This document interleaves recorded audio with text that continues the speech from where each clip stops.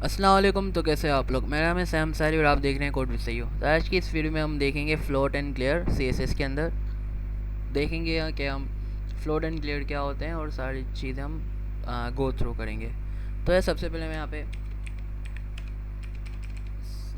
File को save शायद मैंने HTML के फॉर्मेट में नहीं किया, तो मैं यहाँ पे कंट्रोल एंड कंट्रोल एस कर देता हूँ और यहाँ पे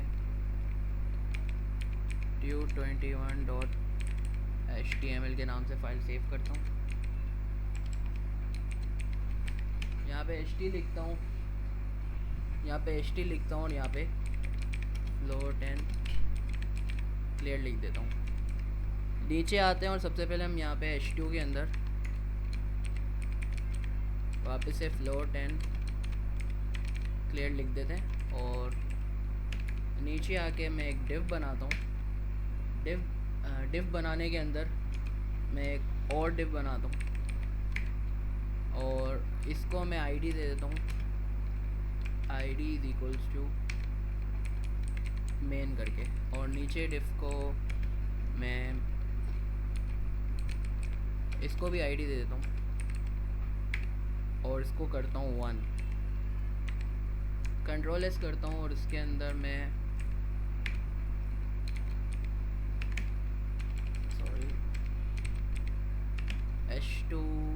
H2 रखता हूँ और यहाँ पे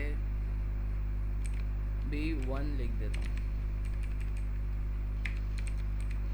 अब P का टैग डाल के मैं यहाँ पे कुछ भी लिख देता हूँ ताकि कुछ टेक्स्ट हमारे पास आ जाए। टेक्स्ट जो भी हो उसका कोई मसला नहीं है। यहाँ मैं कंट्रोल एस करता हूँ और कॉपी फाइल बात करके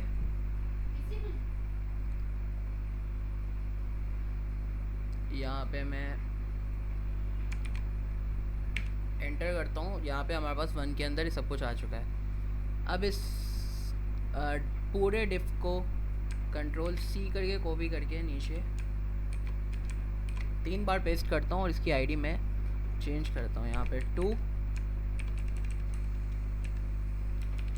और यहाँ पे 3। ये हमारे पास 1 2 3 हो चुकी है और आईडी मैन हो चुकी है। अभी हम आते हैं अपनी स्टाइलिंग के अंदर, हेड के अंदर आते हैं और यहाँ पे मैं स्टाइल लिखता हूँ। स्टाइल लिखने के बाद मैं यहाँ पे सबसे पहले जो हमने पिछली क्लास में सीखा था कि मार्जिन 0, पैडिंग 0 और बॉक्स साइजिंग बॉर्डर बॉक्स, ये हमने पिछली वीडियो में सीखा था। अगर आपने पिछली वीडियो नहीं देखी तो आई बटन पे क्लिक करके आप वो भी देख सकते हो। मैं लिंक भी दे दूँगा डिस्क्रिप्शन के अंदर। तो ये करने के बाद हम सबसे यहाँ पे हैशटैग और आईडी को बुलाते हैं। मेन जो अपनी आईडी थी उसको बुलाते हैं और उसका बैकग्राउंड कलर सबसे पहले हम इसको देते हैं विड्थ में इसको देता हूँ 900 पिक्सल। हाइट में इसको देता हूँ 1200 पिक्सल। ये देने के बाद इसको मैं बैकग्राउंड दे देता हूँ कोई अच्छा सा, अभी तो रेड दे देता हूँ। कंट्रोल एस करता हूँ, यहाँ पे आगे तो ये हमारे पास ये आ चुका है। हाइट हमने इसको ज़्यादा दे दी थी और यहाँ पे हमने इसको हाइट कम करके 700 पिक्सल दे देते हैं।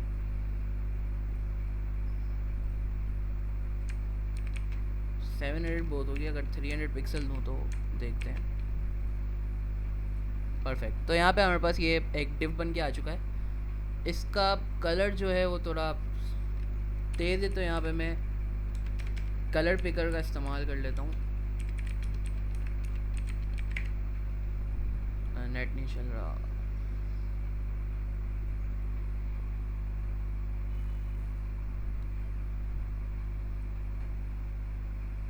तो यहाँ पे कलर पिकर इस्तेमाल करके यहाँ पे मैं एक हल्का सा कलर ले लेता हूँ, जैसे कि ये इसका हेक्स कोड को भी करता हूँ यहाँ से और यहाँ पे आ गया रेड के इसमें पेस्ट कर देता हूँ। तो यहाँ पे हमारे पास बैकग्राउंड का हल्का कलर आ चुका होगा।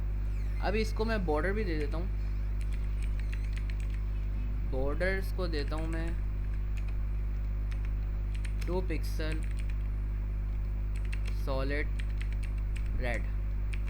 यहाँ पे आगे अपना कोड देखते हैं तो यहाँ पे बॉर्डर भी बन चुका है। अब इसके अंदर हमने टारगेट करना है इनकी आईडीज़ को, जैसे 1 2 3 जो आईडीज़ थी इसको टारगेट करते हैं। और यहाँ पे सबसे पहले एक काम करते हैं, जो मार्जिन जो है, मार्जिन ऑटो, हमें एक काम करना है, मार्जिन ऑटो हमें जो मार्जिन है उसको ऑटो कर देना है।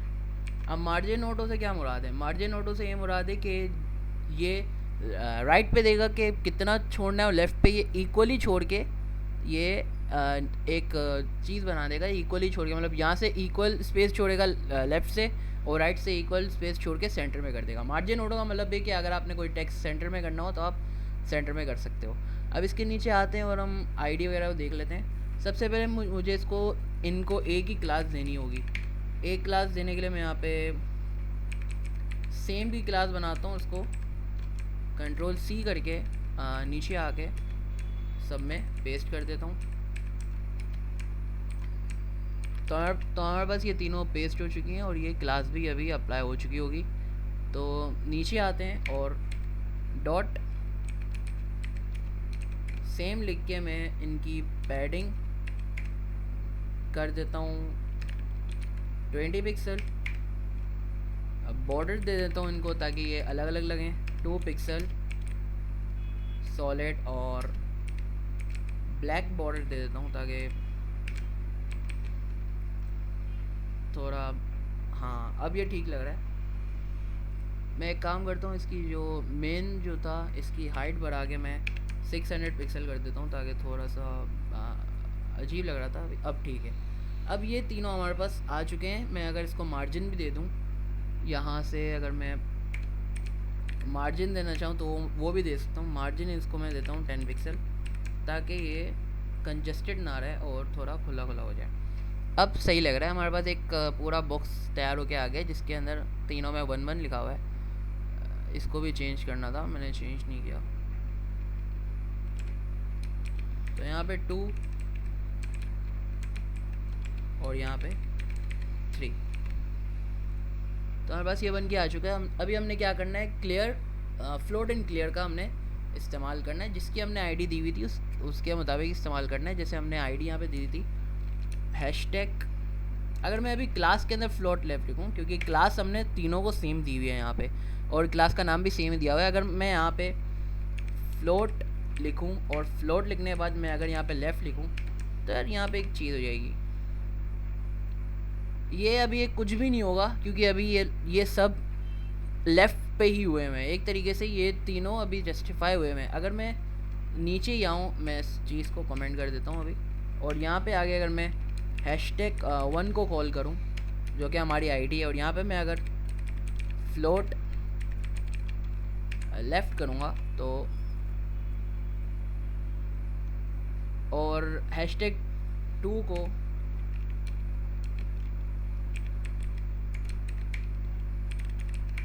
फ्लोट राइट कर देते हैं। और सबसे पहले हमें इनको मार्जिन भी देनी हो, एक तरीके से हमें इनको विड्थ भी देनी पड़ेगी।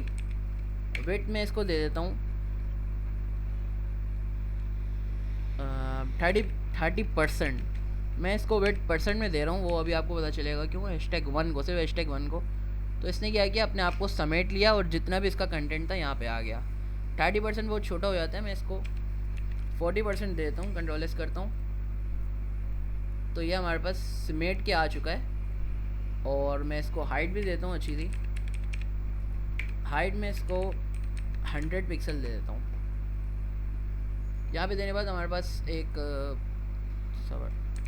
हाइट में इसको रहने देता हूँ अभी, और इसको यूँ ही रहने देता हूँ। तो यार हमारे पास ये बन के आ चुका है 1 2 और 3। तो हमारे पास यहाँ पे जो 1 है और 3 है ये ओवरलैप हो रहे हैं। 2 तो अपनी जगह पे ठीक है, और अगर मैं 2 को भी यहाँ पे फ्लोट राइट को भी थोड़ी देर लिए हटा देता हूँ तो हमारे पास अभी 1 के ऊपर ही सिर्फ फ्लोट लेफ़्ट रखा हुआ है। तो ये फ्लोट लेफ़्ट जो है ये 2 और 3 दोनों पे ओवरलैप हो रहा है। और ओवरलैप इसका मतलब ये कि आपने जो 1 है उसको आपने लेफ़्ट के लिए मुकर्रर कर दिया कि अभी ये सिर्फ लेफ़्ट के लिए रहेगा। ये ना राइट पे आ सकता है ना कहीं और आ सकता है। और जो फ्लोट लेफ्ट का मतलब है कि 2 अगर जो चीज़ यहाँ पे भी होगी ना वो भी इसको ओवरलैप करके यहाँ पे आ जाएगा, जो कि हमें ज़रा भी अच्छा नहीं लगता। तो उसके लिए हमें जो 2 और 3 है उसके लिए लिखना पड़ेगा क्लियर, और यहाँ पे लिखना पड़ेगा लेफ़्ट। क्लियर लेफ़्ट लिखा और यहाँ पे मैं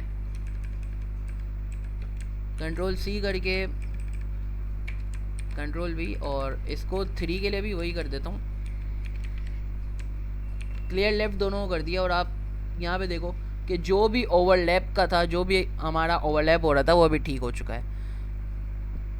अगर अभी इसको ही मैं अगर राइट पे कर दूँ फ्लोट राइट पे, तो यहाँ पे आप देख सकते हो कि वापस से ओवरलैप हो जाएगा। क्यों? क्योंकि हमने अभी जो 1 था जो कि अभी लेफ़्ट पे था, क्योंकि अभी हमने उसको ज़बरदस्ती कहा है कि आप अभी राइट की तरफ हो जाओ, तो 1 राइट की तरफ हो गए और ये 2 और 3 के साथ वापस से ओवरलैप कर रहा है। इसके लिए हमें वापस से क्लियर करना पड़ेगा, लेकिन अभी हमें क्लियर करने के लिए क्लियर लेफ़्ट नहीं लिखना पड़ेगा, अभी हमें क्लियर करने के लिए क्लियर राइट लिखना पड़ेगा, क्योंकि हमने क्लियर राइट पे सारा डेटा कर दिया है।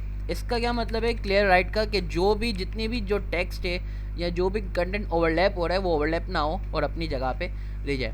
अगर मैं यहाँ पे इसको क्लियर लेफ़्ट ही लिखूँ, और अभी मैं 2 की जो ये है इसको मैं कॉपी कर देता हूँ, उसको भी कॉपी कर देता हूँ, मतलब कमेंट कर देता हूँ। और यहाँ पे 2 को मैं नीचे आके विड्थ दे देता हूँ 40% ही, कंट्रोल C करके यहाँ पे मैं इसको 40% की विड्थ दे दूँ, तो 40% 30% की विड्थ दे देता हूँ उसको, और यहाँ पे इसको कर देता हूँ फ्लोट राइट, फ्लोट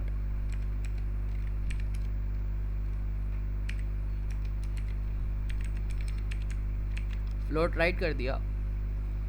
तो ये 1 फ्लोट लेफ़्ट पे आ गया, 2 फ्लोट राइट पे आ गया, और 3 जो है वो इन दोनों के बीच में ओवरलैप हो रहा है, मतलब ये फ्लोट लेफ़्ट पे और ये फ्लोट राइट पे, और ये पूरा 3 ओवरलैप हो रहा है। इसका मतलब है अभी हमें इसको सेट करने के लिए 3 जो है इस पे इसको हमने करना पड़ेगा क्लियर।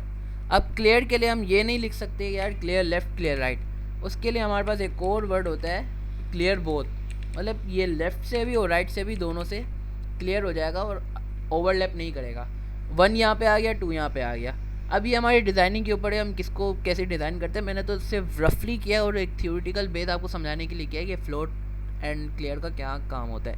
फ्लोट का मतलब यही है कि हमने कोई भी डेटा को अगर लेफ़्ट पे करवाना हो लेफ़्ट पे करवा सकते हैं, राइट पे करवाना हो राइट पे करवा सकते हैं। बहुत से लोग इसमें बहुत कंफ्यूज होते हैं, जब मैं भी HTML पढ़ रहा था तो मैं भी बहुत कंफ्यूज था इसके अंदर, तो ये जो टॉपिक है इसको कवर करना ज़रूरी था।